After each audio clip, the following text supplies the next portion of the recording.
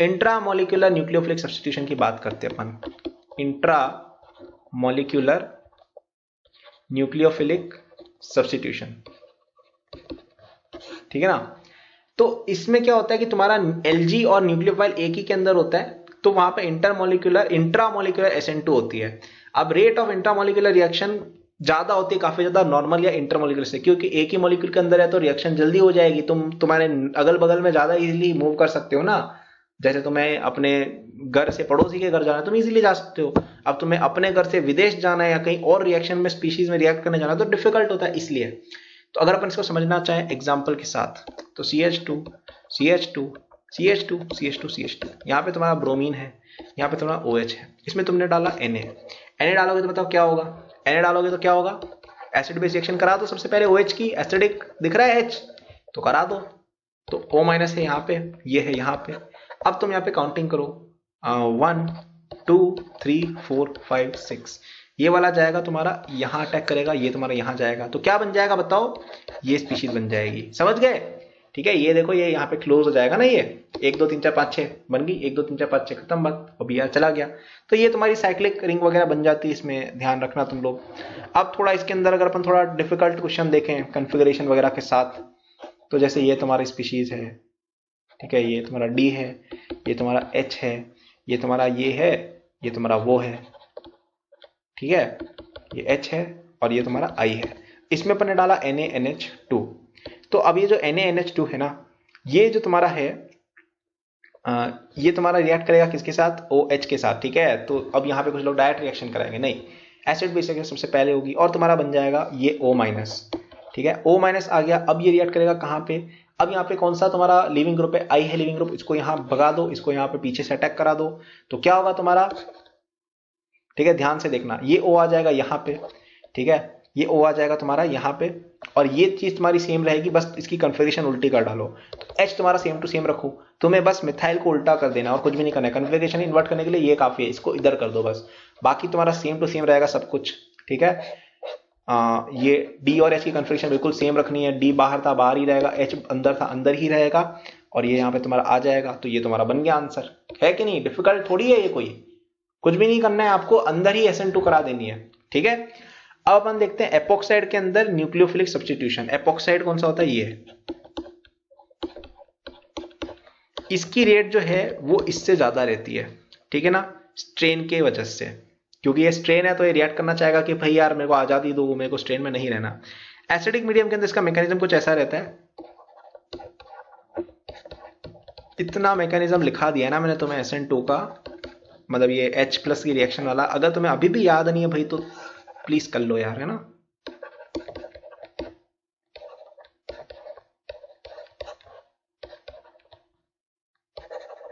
Nucleophile यहाँ पे आएगा, रोटी पानी खाएगा और यहाँ पे ऐसे चला जाएगा रिएक्शन करके, ठीक है, समझ रहे हो, समझ रहे हो, समझ रहे हो, ठीक है ना। तो ये आपकी रिएक्शन हो गई, नॉर्मल है, कुछ है नहीं खास, वही रिएक्शन अपन बार बार कर रहे हैं। तो ये SN1 टाइप की रिएक्शन है, लेकिन SN1 एग्जैक्टली नहीं है, SN1 टाइप की है बट नॉट एग्जैक्टली, ठीक है ना, क्योंकि इसके अंदर फ्री कार्बोकेटाइन तुम्हारा फॉर्म नहीं हो रहा है, ठीक है ना। तो न्यूक्लियोफाइल अटैक तुम्हारा बैक साइड में हो रहा है और मोर स्टेबल कार्बोकेटाइन तुम्हारी बन जाती है। तो अब यहाँ पे अपन नोट करेंगे कुछ जैसे एग्जाम्पल या जो भी तुम मानना चाहो इस चीज को। इसको अगर अपन रिएक्ट कराते हैं H3O+ के साथ तो क्या बनेगा बताओ, यहाँ पे OH आ जाएगा तुम्हारा और यहाँ पे भी तुम्हारा OH आ जाएगा। अगर हम इसको रिएक्ट करेंगे MEOH के साथ तो H+ की प्रेजेंस में, तो R तो तुम्हारा था ही, और यहाँ पे तुम्हारा OMe आ जाएगा, ठीक है ना, और यहाँ पे तुम्हारा CH2OH आ जाएगा। अब यहाँ पे जो लेस क्राउडेड वाला है, सॉरी अब यहाँ पे जो तुम्हारा सबसे स्टेबल कार्बोकेटाइन कौन सा बनाएगा, ये वाला बनाएगा, तो अपन इसकी बैक साइड से डालेंगे, ठीक है। तो इस लॉजिक से आप देख सकते हो, यहाँ पे अपन को डालने की जरूरत नहीं पड़ेगी क्योंकि यहाँ पे वो है नहीं, मतलब ठीक है, कायरल नहीं है ये कार्बन, तो फर्क नहीं पड़ा, बट कायरल होता तो अपन बैक साइड से डालते। और यहाँ पे क्या होगा, तुम्हारा Cl आ जाएगा एज अ न्यूक्लियोफाइल, ठीक है। तो आई होप आप समझ गए होगे ये CH2, ठीक। अब बेसिक मीडियम जो अगर होता, बेसिक मीडियम अगर होता उसमें क्या होता, ठीक है, बेसिक मीडियम का भी अपन देख लेते हैं। बेसिक मीडियम के अंदर मैकेनिज्म तुम्हारा SN2 हो जाता है और यहाँ पे तुम्हारा Nu माइनस जो है वो अटैक करता है back side of less hindered carbon पे, तो ये थोड़ा डिफरेंट हो जाता है तुम्हारा काम। ठीक है, यहाँ पे देखो, यहाँ पे तुम्हारा H प्लस वगैरह नहीं आ रहा है जो भाई O के साथ आके तुम्हारा कुछ कार्बोकेटाइन टाइप की चीज बना देगा, ये तुम्हारे डायरेक्ट SN2 रिएक्शन कराएगा, H2 के साथ तुम रिएक्ट कराओगे तो तुम्हें इस तरह का मिल जाएगा। ठीक है, तो अब अगर अपन लेते एपॉक्साइड लेते ये वाला, इसमें अपन पहले डालते NaOH विथ 18 या एक लेबल्ड वाला O लेते अपन O18, तो यहाँ पे तो तुम्हारा ये रहता ही रहता और तुम्हारा यहाँ पे O18 आ जाता, क्योंकि लेस जो हिंडर्ड है वहां पे तुम्हारा अटैक रहेगा, तो ये यहाँ पे लेस हिंडर्ड पे अटैक करना लेगा। MeOH डालोगे तो क्या होगा, पहले वाले से डिफरेंस आएगा, देखो ये R जो है ये सेम रहेगा, लेकिन तुम्हारा जो COH2 है इसके साथ तुम्हारा OMe अटैच हो जाएगा, क्योंकि और यहाँ पे अगर 18 वाली लेबलिंग होती तो ये 18 है। ठीक है ना, ऑफ कोर्स 18 की लेबलिंग की जरूरत नहीं थी कि OMe वाला एक ही ग्रुप है, बट समझ गए ना, मतलब जो लेस क्राउड है वहां पे SN2 रिएक्शन है। तो एसिडिक मीडियम के अंदर एपॉक्साइड के अंदर SN1 टाइप मैकेनिज्म होती है, कार्बोकेटाइन बना के तुम्हें करना होता है, और बेसिक मीडियम के अंदर SN2 रिएक्शन एग्जैक्टली होती है। LiAlH4 अगर तुम इसमें डालोगे तो क्या होगा बताओ, ये LiAlH4 डालोगे तो तुम्हारा H माइनस यहाँ पे रहेगा न्यूक्लियोफाइल, ठीक है ना, वो तुम्हारा कर देगा इस तरह का रिएक्शन। और अगर तुम इसमें डालते हो CH3MgBr मतलब RMgX तो तुम्हारा CH3 आएगा, उधर अटैक करके जुड़ जाएगा। ठीक है, तो आई होप आप समझ गए होंगे। अब यहां पे अपन देखते हैं एलाइलिक SN2 इन एल्काइल हैलाइड। ठीक है ना, एलाइलिक SN2 एक होती है, मैं आपको रिएक्शन जस्ट बताऊंगा भाई क्या होती है ये। तुम्हारे पास अगर ये एलाइलिक स्पीशीज अगर कोई है इस तरह की, ठीक है, यहां पे तुम्हारा न्यूक्लियोफाइल जैसे आया, तो यहाँ पे पता है क्या होता है, ये यहाँ पे अटैक करता है ना, तो यहाँ पे ये बॉन्ड यहाँ जाता है, ये बॉन्ड यहाँ जाता है, और ये वाला तुम्हारा X चला जाता है यहाँ से। ठीक है ना, और तुम्हारा बन जाता है इस तरह का कुछ कि भाई लीविंग ग्रुप जो है वो दूर से ही चला गया। ठीक है, पासिंग द पार्सल टाइप की यहाँ पे चीज हो रही है। तो यहाँ पे 3 डिग्री आपकी थी, ठीक है, जो आपकी ये थी ना, ये CX ये 3 डिग्री थी, तो यहाँ पे SN2 वैसे नहीं होना चाहिए था, लेकिन फिर भी यहाँ पे हो रहा है इस तरह के रिएक्शन की वजह से। ठीक है, तो क्या ये चीज आप समझ पा रहे हो, आई होप आपको क्लियर हो गई हो। तो अब इसका एग्जांपल अगर अपन देखें तो जैसे फॉर एग्जांपल ये ले लो, ये I है, ये CH3 है, यहाँ पे तुम्हारे पास डबल बॉन्ड लगा के CH2 डाल रखा है। तो अब ये देखो एलाइलिक है, क्योंकि यहाँ पे तुम्हारा जो अल्फा हाइड्रोजन है उसके यहाँ पे मतलब बीटा जगह पे एक डबल बॉन्ड लगा हुआ है। ठीक है ना, इस तरह का होता है, ये आपका मतलब समझ गए ना एलाइलिक, कि भाई ये तुम्हारी एलाइलिक पोजीशन होती है ये वाली। ठीक है ना, तो अब इसके अंदर अपन ने डाला NaSH फॉर एग्जांपल, तो NaSH क्या देता है, ये एनाइनिक है, तो ये देगा तुम्हारा SN2, तो ये यहाँ अटैक करेगा, अरे बाप रे ये तो 3 डिग्री है, यहाँ पे नहीं होता, लेकिन देखा अरे यहाँ पे यार मैं एलाइलिक कर सकता हूँ, ये यहाँ पे और तुम्हारा एलाइलिक हो जाएगा। तो कुछ इस तरह की स्पीशीज बन जाएगी। ये क्वेश्चन JEE एडवांस में आने जैसा क्वेश्चन है भाई, दिमाग में रखना। ठीक है, JEE एडवांस में ऐसे ही अजीबोगरीब चीजें डालते हैं कई बार, तो दिमाग में रखिएगा आप लोग, मेंस में भी आ सकता है देखो आने को। तो सम अदर SN2 रिएक्शंस की अगर हम बात करें तो OTS है ना, NR3, SR2, OSO3, Me, ये भी गुड लिविंग ग्रुप्स होते हैं। तो जैसे फॉर एग्जांपल CH3 के ऊपर OTS लगा हुआ है, इस पे तुमने Na प्लस Ni डाला, NaI डाला, तो ये तुम्हें CH3I दे देगा, समझ रहे हो, ये एग्जिट कर जाएगा, ये यहाँ आ जाएगा, ऐसा कुछ। ठीक है ना, तो आई होप आप समझ गए हो। तो अब यहाँ पे लिविंग ग्रुप एबिलिटी की अगर हम ऑर्डर देखें तो ये चीज दिमाग में रखिएगा, Me2S की लिविंग ग्रुप एबिलिटी ज्यादा होती है H2O से, which is more than CH3OH, which is more than CH3 whole thrice N। वापस इसको आप उसी लॉजिक से समझ सकते हो, वीक बेस वाले लॉजिक से, वीक बेस यानी गुड Lg, तो आप उस तरह से समझ सकते हो। अब यहाँ पे एक रिएक्शन होती है पर्टिकुलर टाइप के जिसको कहा जाता है हेलोजन एक्सचेंज रिएक्शन।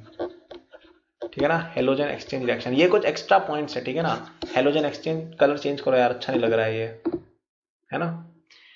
पहला होता है आयोडीन एक्सचेंज, ठीक है ना, आई एक्सचेंज बोलूंगा मैं इसको, जिसको कहा जाता है फिंकलेनस्टाइन्स रिएक्शन। ठीक है, थोड़ा याद रखना इसको, फिंकलेनस्टाइन रिएक्शन, हाइंस डुफेंशमर्ट्स, यहाँ पे फिंकलेनस्टाइन,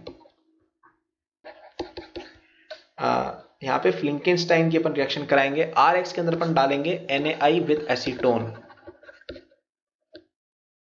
ठीक है, तो ये क्या देता है बताओ, SN2 रिएक्शन देगा यहाँ पे, है ना, और तुम्हारा बन जाएगा Ri विथ NaX, ठीक है। अब इसका रीजन क्या है, ये भाई क्यों हुआ, क्या हुआ, ये कैसे हो गया ये? इसका रीजन ये है कि तुम्हारा जो Na है वो काफी छोटा है I के कंपैरिजन में, तो पोलराइजेशन ज्यादा होता है, कोवेलेंट कैरेक्टर बढ़ जाता है, तो तुम्हारा जो एसीटोन के साथ डिसॉल्व हो जाता है NaI और तुम्हारी रिएक्शन हो जाती है। लेकिन जो बाकी है NaX, NaCl, NaBr इनसॉल्युबल होते हैं क्योंकि ये मोस्टली आपके पोलर या आयोनिक कंपाउंड्स हैं, ठीक है ना, तो इसलिए इनकी पीपीटी बन जाती है और आपका आयोडीन एक्सचेंज यहाँ पे कंप्लीट हो जाता है, RX की जगह Ri हो जाता है, ठीक है। तो ये बस कुछ एप्लीकेशन मान सकते हो इसकी। अब नेक्स्ट अपन देखिए फ्लोरीन एक्सचेंज रिएक्शन, इसको कहा जाता है स्वार्ट रिएक्शन, ठीक है, F एक्सचेंज। इसमें क्या होता है, तुम RX लेते हो, इसमें डालते हो AgF with H2O, SN1 reaction यहाँ पे होती है, पहले SN2 हुई थी, अब यहाँ पे SN1 होगी और तुम्हारा RF बन जाएगा। ये रीजन वापस से यही है कि तुम्हारा H2O के अंदर सॉल्युबल AgF होता है और बाकी नहीं होता है, ठीक है, AgX की पीपीटी इसमें बन जाती है, तो ठीक है, ये चीज आपको ध्यान में रहेगी। अब अपन यहाँ पे एक चार्ट और बना के मैं आपको बता देता हूँ KOH के साथ क्या होता है, ठीक है, ये बच्चों को कई बार कंफ्यूज करता है, तो एक बार अपन क्लियर कर लेते हैं। KOH अगर आप एक्वस ले रहे हो तो ये आपको देगा SN1, अपन ने डिस्कस कर रखा है क्यों, ठीक है, OH माइनस को सॉल्वेट कर लेगा तुम्हारा H2, इसलिए SN1 रिएक्शन देता है। अगर तुम KOH को यूज करते हो DMSO के साथ, ठीक है ना, DMSO अपन ने पढ़ा था, याद करो, है ना, तो ये SN2 रिएक्शन देगा और NaOH के साथ भी सेम ही केस है।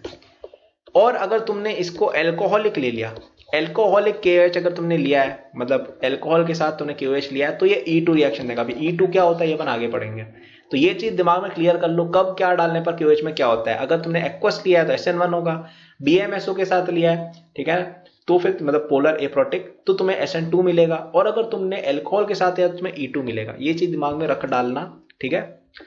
अब यहाँ पे एक लास्ट टाइप की रिएक्शन और होती है SN2AR, ये होती है बायोमोलिकुलर न्यूक्लियोफिलिक सब्स्टिट्यूशन इन एरोमेटिक कंपाउंड, ये एराइल हैलाइड के साथ होती है। फटाफट से देखेंगे, ज्यादा बड़ा है नहीं ये। अगर तुम्हारे पास कोई एराइल हैलाइड मतलब बेंजीन रिंग पे X लगा हुआ है, इसमें तुम अगर NaOH डालोगे तो कोई रिएक्शन नहीं होगी, लेकिन अगर तुम NaOH के साथ इसको हीट भी कर दोगे ना, तो तुम्हारी यहाँ पे रिएक्शन हो जाएगी, यहाँ पे OH आ जाएगा, ठीक है। तो ये होती है आपकी बेसिकली SN2AR, यहाँ पे NaOH की जगह कोई भी X माइनस हो सकता था, तो यहाँ पे आपका आ जाता है आपका यहाँ पे X, ठीक है ना, मतलब कोई और न्यूक्लियोफाइल भी हो सकता था। तो अब यहाँ पे एक और रिएक्शन मैं आपको बताता हूँ, ये भी आपको ध्यान रखना है कि अगर यहाँ पे लगा हुआ है NO2, ठीक है ना, मतलब पैरा पोजीशन पे NO2 लगा हुआ है और इसमें आपने डाल दिया मतलब कोई न्यूक्लियोफाइल डाल दिया, तो यहाँ पे भी आपकी SN2AR रिएक्शन हो जाएगी और यहाँ पे तुम्हारा न्यूक्लियोफाइल हट जाएगा, NO2 आ जाएगा। अब यहाँ पे कोई सा भी स्ट्रॉन्ग इलेक्ट्रॉन विड्रॉइंग ग्रुप हो सकता है ऑर्थो या पैरा पोजीशन पे, ठीक है ना, तो ये चीज आपको ध्यान में रखनी है। मैकेनिज्म की बात करें तो मैकेनिज्म कुछ इसमें है नहीं खतरनाक, यहाँ पे तुम्हारी रिएक्शन आती है और ये वाली जो तुम्हारी बॉन्ड है यहाँ पे शिफ्ट हो जाती है। तो बेसिकली कुछ ऐसा हो जाता है कि ये यहाँ पे, ये यहाँ पे, NO2 यहाँ पे, Nu और X यहाँ पे, ये यहाँ पे, और यहाँ पे तुम्हारा नेगेटिव चार्ज जो यहाँ पे आ जाता है, और X माइनस हटता है और तुम्हारे पास बेसिकली ये आ जाता है, ठीक है। आई होप आप समझ गए होंगे।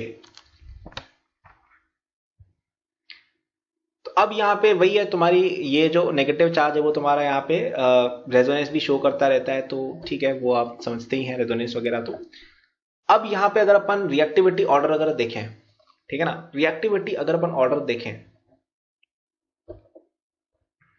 इन सब में, यहाँ पे फ्लोरीन लगा है, NO2 ये सबके अंदर, यहाँ पे तुम्हारा क्लोरीन लगा है, वापस से NO2 यहाँ पे है, यहाँ पे तुम्हारा लगा हुआ है ब्रोमीन, NO2 लगा हुआ है वापस से, और यहाँ पे है तुम्हारा NO2 और फ्लोरीन आयोडीन। इनमें क्या रिएक्टिविटी ऑर्डर रहेगा? तो अपन ने क्या देखा था कि तुम्हारा जो RDS स्टेप है, RDS स्टेप तुम्हारा फर्स्ट वाला रहता है, ठीक है, जहां पे तुम्हारा न्यूक्लियोफाइल अटैक कर रहा है, ठीक है, वो तुम्हारा रहता है RDS स्टेप फर्स्ट वाला। वो कौन सा यहाँ पे ज्यादा मतलब जो स्टेप वो फास्ट होगा तो आपका रिएक्शन हो जाएगी। तो वहां पे न्यूक्लियोफाइल की अटैक को कौन ज्यादा फैसिलिटेट कर रहा है, जहां पे इलेक्ट्रॉन डिफिशिएंसी ज्यादा है वो, इलेक्ट्रॉन डेफिशिएंसी ज्यादा किसके अंदर है? इलेक्ट्रॉन डेफिशिएंसी ज्यादा सबसे ज्यादा है फर्स्ट वाले के अंदर, ठीक है, -I इफेक्ट की वजह से, जो काफी स्ट्रॉन्ग है। तो अब यहां पे मैं एक और लास्ट में टेबल आपके साथ बना दूंगा, ठीक है ना, कि हम देखने वाले हैं कुछ एल्काइल क्लोराइड्स की 50% एथेनॉल के अंदर किस तरह की रेट ऑफ सॉल्वोलाइसिस होती है, वो अपन देखने वाले हैं यहां पे, ठीक है ना। तो देखते हैं। तो ये तुम्हारे पास एक है, ये तुम्हारे पास एक है, ये तुम्हारे पास एक है, ठीक है ना, ये तुम्हारे पास एक है, ठीक है, ये मतलब SN1 बेसिकली। ये तुम्हारे पास एक और है, ठीक है, यही है ना, ये तुम्हारे पास एक और है, और ये तुम्हारे पास एक और है, ठीक है। सॉल्वोलाइसिस मैंने बताया था ना आपको 50% एक्वस इथेनॉल के अंदर, ठीक है, याद हो तो मैंने तुम्हें बताया था कि जब आप 50% एल्कोहल के साथ कोई चीज लेते हैं और मतलब एल्कोहल विद वाटर लेते हैं अगर, तो उसके अंदर आपकी SN1 रिएक्शन रहती है। तो चलो अपन देखते हैं इनके रेट ऑफ रिएक्टिविटी। इसको अगर अपन 0.007 रहता है, ये 0.12 रहता है, ये 2100 रहता है, ठीक है। डिफरेंस देखो कि भाई 1 डिग्री जो कार्बोकेटाइन था कम स्टेबल था, 2 डिग्री थोड़ा ज्यादा, 3 डिग्री देखो कितना ज्यादा स्टेबल है, ये देखा एकदम स्टार्क डिफरेंस है। और यहां पे अगर आप देखेंगे तो ये 1.0 होता है, ठीक है। तो ये अगर 1 है तो ये इसके कंपैरिजन में, तो देखो 3 degree is even more stable then resonance effect. अब यहाँ पे तुम देखोगे तो यहाँ पे तुम्हें और अच्छी रेजोनेंस देखने को मिल रही है, इसलिए यहाँ पे अपन इसको 91 रेटिंग इसकी रहती है, ठीक है। इसमें तुम वो सब भी सोच सकते हैं, हाइपर कॉन्जुगेशन वगैरह जो भी है। तो पॉइंट समझे इस बात का है ना कि 91 इसकी रहती है, इसकी 1.0 ही रहती है। और अगर अपन देखें इसकी रेट तुम देखोगे 1,30,000 रहती है। इसको मैं एक्सप्लेन करने का एक तरीका और बताऊंगा। और इसकी रहती है 7700, क्योंकि यहाँ पे एक्सटेंडेड रेजोनेंस है। एक्सप्लेनेशन की अगर अपन बात करें तो लास्ट वाला जो है it will be greater than this which will be greater than this one. तो this greater than this greater than this, इन तीनों की अगर अपन कंपैरिजन करें, इन तीनों की ये इनमें क्या अपन सोच सकते हैं, इसके अंदर तुम्हारी साइकिल बहुत बड़ी है, रेजोनेंस बहुत बड़ी है, और 2 डिग्री कार्बोकेटाइन है, तो दोनों इफेक्ट इसके अंदर कंबाइंड है। इसके अंदर 9 अल्फा हाइड्रोजन है और इसके अंदर सिंपल रेजोनेंस है। तो ऐसा तुम कुछ समझ सकते हो कि भाई एरोमेटिक रिंग की रेजोनेंस आ गई, it is more effective than 9 alpha hydrogen which is more effective than normal resonance. तो ये लॉजिक से तुम समझ सकते हो। फर्स्ट, सेकंड और थर्ड में तुम डिग्री से कंपैरिजन कर सकते हो, ठीक है ना। और यहां पे तुम अगर देखोगे इसके और इसके कंपैरिजन में अगर अपन बात करें, ठीक है ना, हाँ, इसमें तुम ऐसा कुछ सोच सकते हो कि इसकी तुम रेजोनेंस स्ट्रक्चर अगर बनाओगे ना, तो तुम्हारे पास एक ऐसा कार्बोकेटाइन आ सकता है जिसके अंदर 2 डिग्री और तुम्हारी ये भी है 2 डिग्री कार्बोकेटाइन अल्फा हाइड्रोजन, मैंने जैसे पहले बोला था वो भी ज्यादा है और रेजोनेंस भी है, इसमें केवल रेजोनेंस है। तो इसलिए इन दोनों में ज्यादा अपन रेट कंपेयर कर सकते हैं। और अगर अपन बात करें 7th वाले की, मतलब अगर हम बात करें 6th वाले की, तो इसके अंदर कुछ ऐसा आप सोच सकते हो, इसके अंदर तुम कुछ ऐसा सोच सकते हो कि भाई इसके अंदर अगर तुम इसका रीअरेंजमेंट वगैरह करोगे तो यहाँ पे तुम्हें 3 डिग्री प्लस रेजोनेंस मिल रहा है, तो जो सबसे ज्यादा इफेक्टिव है। तो अगर अपन देखें तो SN1 के अंदर एक तो 3 डिग्री वाली जो चीज है ना वो काफी ज्यादा इफेक्टिव हो रही है। यहाँ पे तुम देखो 3 डिग्री से इतना फर्क पड़ गया, 3 डिग्री के साथ रेजोनेंस जब कंबाइन हो गया तो देखो इतना ज्यादा फर्क पड़ गया। तो ये कुछ लॉजिक्स हैं, मतलब छोटे मोटे, मैंने तुम्हें बता दिया, कभी कोई क्वेश्चन वगैरह आ जाए तो। इसी के साथ आपकी रिएक्शन मैकेनिज्म 3 कंप्लीट हो जाती है। अपन ने देखा SN1 रिएक्शन, जिसमें सबसे पहले आपका R+ बनता है जो RDS है, तो R+ जो स्टेबल है वो आप बनाइए, और जो जितना इजीली आपका R+ बन जाएगा उतना अच्छा आपका रिएक्शन हो पाएगा, और उसके बाद आप रीअरेंजमेंट करके रिएक्शन करा दीजिएगा। कृपया रीअरेंज्ड मॉलिक्यूल के बेसिस पे, रीअरेंज कार्बोकेटाइन के बेसिस पे रिएक्टिविटी को मेजर ना करें, क्योंकि रीअरेंजमेंट सेकंड स्टेप रहती है। पहले आपकी जो कार्बोकेटाइन बन सकती है उसी समय उसके बेसिस पे आपकी रेट डिटर्मिनेशन रहेगी, ठीक है ना। फिर अपन उस पर काफी सारे देखे, ROH के अंदर देखा, ROR के अंदर देखा, RX के अंदर देखा, अपन ने तीनों की बातें की, काफी सारी अपन ने चीजें डिस्कस करी और क्वेश्चंस भी किए।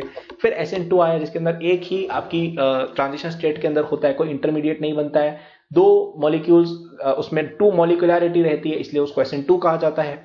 उसमें अपन ने देखा कि किस तरह से क्राउडेड स्पीशीज के अंदर कम होता है, बीटा चेन की ब्रांचिंग वगैरह, इन सब के अपन डिस्कशन किए। कई सारे क्वेश्चन वापस दिए, वापस से अपन RX, ROH, ROR के अंदर इसकी डिस्कशन की थी। फिर अपन आ गए इंट्रा मॉलिक्यूलर के अंदर, अपन ने बात की कि SN2 बहुत तेज होती है क्योंकि पास में है। फिर अपन आए किसके ऊपर, SN2AR के ऊपर, और अपन ने इस तरह की बातें कर डाली। So thanks for watching this video. I hope आपको एक कॉन्सेप्ट क्लियर हो गया हो। इसको अच्छे से पढ़ना, इसकी NCERT जाके तुम्हें पढ़नी चाहिए अच्छे से, है ना।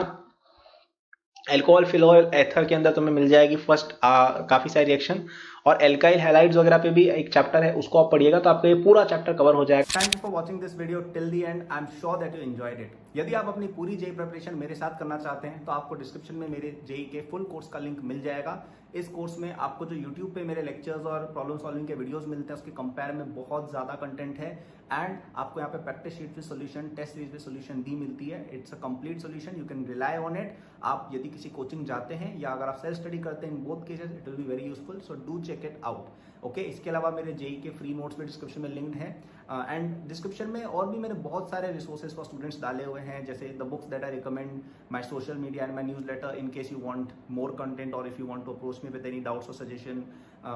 नोट्स हैं नीट के स्टूडेंट्स के लिए, कॉलेज स्टूडेंट्स के लिए, स्टार्टअप एंथुसियास्ट के लिए भी, ओलंपियाड एंथुसियास्ट के लिए भी कोर्सेज हैं, तो चेक जरूर कर लीजिएगा डिस्क्रिप्शन, आपको काफी यूजफुल रिसोर्सेज वहाँ मिलेंगे।